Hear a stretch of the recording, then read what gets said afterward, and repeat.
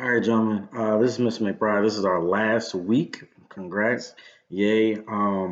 It's been a really weird school year. Fortunately, we weren't able to be with one another for like the second half of the school year. But I really miss y'all. I enjoyed the time I had with everybody in the seventh grade.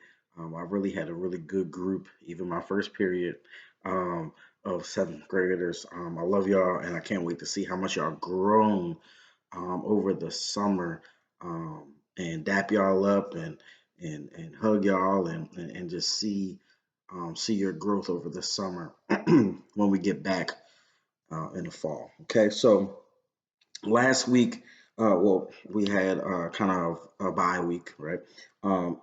Back home, I was back in Baltimore, but I'm back home, as you can see.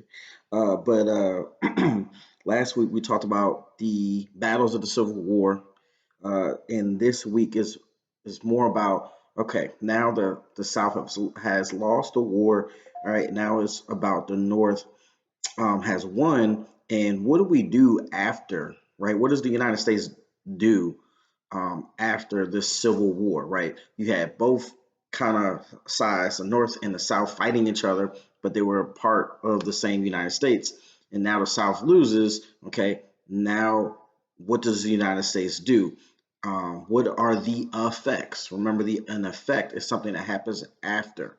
Okay, something an event. Okay, what are the effects? All right, and remember, we really want to focus on, even when you get to eighth grade and you see Miss Fresh next year, you really need to understand um, economic, political, social. Environment was a little bit in the sixth grade, but really political and social and economic are your big three things. You gotta, if you don't take away anything from my class this year, you have to take away those three things. Okay.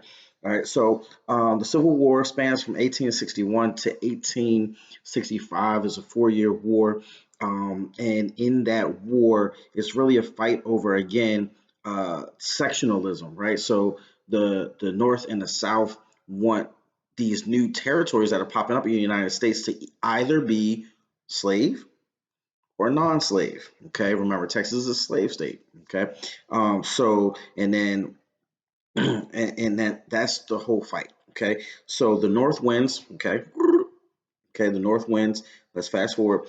And there's political things, right? Remember, political is power. Anytime you see political, it has to deal with the government. It has to deal with like acts. It has to deal with certain amendments. Okay, all right. So the political effects is going to be the civil rights amendments are going to be created, the 13th, 14th, and 15th. And basically, what these civil rights amendments um, are amendments that are supposed to protect minority rights. So um, these amendments are supposed to protect minority rights, and I'm not going to tell you. I want you to read those in the reading for this week. The North is going to control the government, right? The federal government, and North versus South is not a thing anymore. They're one cohesive unit. Okay, so politically, the North and the South are now one entity. Okay, so that is a big thing. Okay, that's a big deal. All right, so political, when you read the article that I provided, you need to look at things that affect power. Okay, who has power over this? Who has power over that? All right, so look at your acts. Um, look at things with dates, right? So those are important. Remember, I always say highlight dates. Okay. Social. Remember, social is like the interaction between other people. Okay, traditions and things of that nature. But social, as it pertains to Reconstruction, okay, and Reconstruction is what after the Civil War is called, right? Because you're reconstructing, you're reconfiguring the United States. So the Reconstruction socially is going to pertain to blacks. Okay, how are blacks now treated? Remember, oh, if the North wins, who's free now? Blacks. Okay, my ancestors, most of your ancestors are free now. All right, so they're just they're free. They're off of the plantation. Oh, but what do we do as whites? We still in the South. Most of them still hate them. Okay, they still don't want them anywhere near their property, right? So, but how's that dynamic? What does that dynamic look like?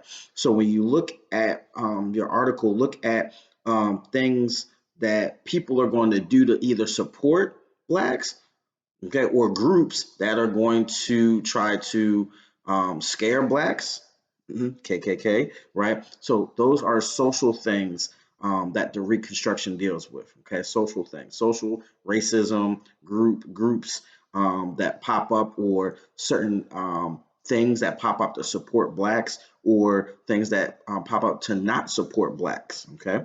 Um, economic.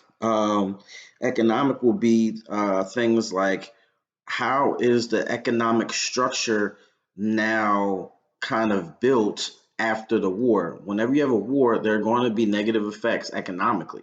So how do you build that back up? Well, one of the main things is going to be the construction of the Transcontinental Railroad, right? And when you have a railroad, that's transportation that allows people to go from point A to point B. Okay, so that's going to allow people after the Civil War to travel from the East Coast to the left coast, the West Coast. Okay, and that's going. You're going to see an improvement of the economy. All right, the economy once the Transcontinental Railroad is created. Okay, sharecropping is going to begin. Okay, you'll read what that is. It's going to be kind of a sort of like manipulation of whites to still manipulate blacks to work on their plantation and farm, but they're going to give them a percentage of whatever they do. Okay, so it's kind of like workforce labor. Okay. Um, no more cotton picking. Essentially, the Homestead Act. The Homestead Act is a economic thing. It could also be a social thing, right? The Homestead Act is going to allow people free like land, right? It's going to give them free grants of land, like 2,000 acres of land, and with the idea that if you move there, that you're going to help the economy of that area. So is it was really for those areas where they were underdeveloped. So you have those grants, give people that free land, and you can come there and you can kind of revitalize that desolate area. Okay, so when you look at this reconstruction of the United States after the Civil War, John, you have to look at it through the lens of political power, social groups, how people interact, and economic, money, trade, resources, all of that. Okay, so that's it for me, gentlemen. This assignment is going to be worth double. Okay, so if you do this assignment, it's going to be worth double and it's going to really help out your grade.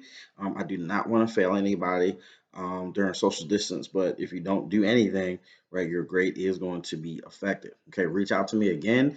It's going to be on the description box under here, my Twitter, the website, everything is going to be here. I'm always available via text, FaceTime, email, Microsoft Teams, anything.